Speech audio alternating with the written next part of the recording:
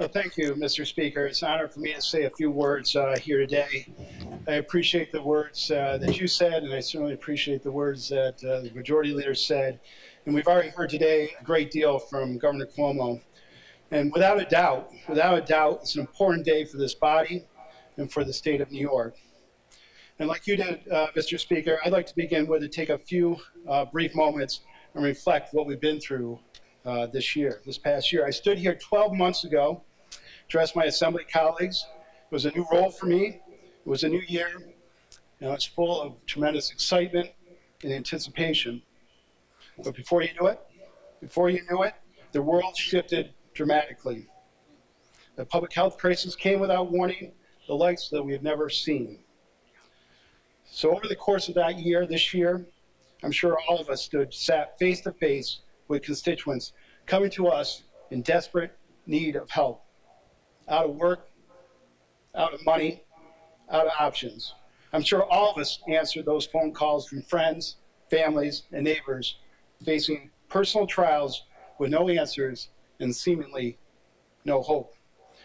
To me, and I think to many of us, 2020 seemed like a journey into darkness with no end in sight. Some of us have lost family, many of us lost friends, and all of our lives have been disrupted. However, Mr. Speaker, I'd like to think we return here in a better place because we never lost our way. As you mentioned, the frontline workers, healthcare community, emergency responders, educators, child care providers, and professionals that continue to guide us through this crisis are too many to list. But we're forever in their debt. And I'd also like to point out the resolve and resilience of the people of this chamber. And starting, who are unfortunately here, but they're here virtually, the Republican Conference, thank you for contributing so much. Over the course of my first year as Minority Leader, I've gained a profound appreciation for their efforts during this crisis, and I thank them for the support they've shown me, for their tireless work in their districts, and for the insight and experience they bring to our conference and to this chamber. In particular, someone that is actually here, I want to thank Andy Goodell for his unwavering perseverance and diligence on the floor every day. Andy, I know if everybody was here, they'll give you a full round of applause. Almost everybody, right? I know that along with our second chair, Mary Beth Walsh. Give her a round of applause, please. They'll continue to do a first-class job guiding our conference floor activity and debate.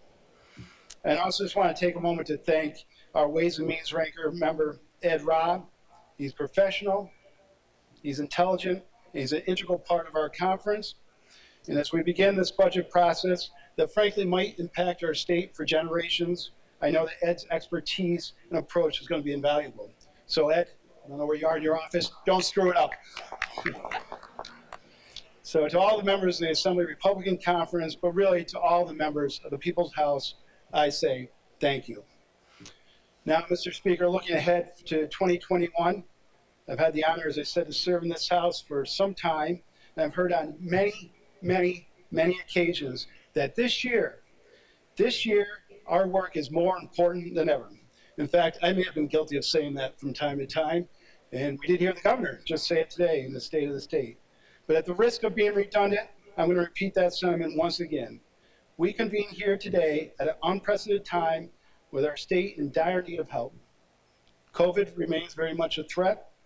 Our economy is as fragile as it's been in a generation. Businesses and jobs are vanishing, and our population is in steep decline. Indeed, just between July 2019 and July 2020, an estimated 126,000 people left New York. That's about the size of the city of Syracuse. That's more than any state in the nation in both people and percentage of population. And the sad reality is that that's just a continuation of a pattern. We've lost 1.5 million people. Our friends, our neighbors have left New York State in the last decade. So I think we have to ask ourselves, we must ask ourselves, does this indicate that we're doing something right?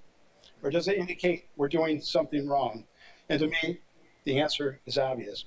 There are daunting realities to address, but we have a unique opportunity to deliver when it matters most. And frankly, I believe every member of the Assembly wants that. And I can say from the members of the Assembly Republican Conference, we're here to do whatever possible to facilitate the recovery of our great state.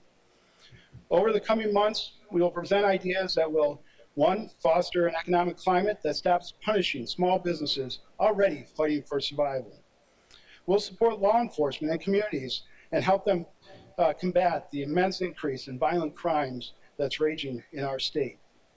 We'll bolster support for students and schools so that districts can maintain a high standard of learning. We'll urge to rein in questionable, ineffective programs that have spent millions of taxpayers' dollars and produce little return on investment. I think we can agree on this. Let's come up with a policy to allow family members to finally enjoy safe, responsible visitations to their elderly loved ones in nursing homes and adult care facilities.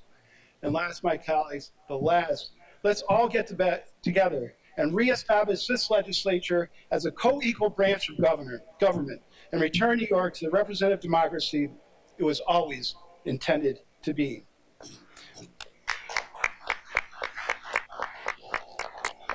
Mr. Speaker and my colleagues, these are just some of our goals, and more will be forthcoming. Sound public policy isn't defined by or limited to political parties. I have great respect for you, Speaker Hasty, and Majority Leader People-Stokes, and frankly, for all the members of this House. As the Majority Leader said, we're going to disagree on many issues. We're going to raise our voice, but I know there are opportunities to find common ground and collaborate on measures to help our constituents and this state. I was asked last week about the events in Washington and how they were going to impact our ability to work together and about the tensions across the aisle here in Albany. To clarify, Mr. Speaker, I wasn't asked if there was going to be an impact. I was asked how there was going to be an impact, as if that's some sort of foregone conclusion. Well, I disagree with that premise entirely. If we let those events affect us, then we've failed as a legislature. I would say those moments don't define or distract our mission. Instead, I hope they propel us to do great things. We can offer rhetoric, we can make speeches, we can provide words, or we can get to work. The 19.5 million people need us to act, and they've never needed it more. Thank you, Mr. Speaker.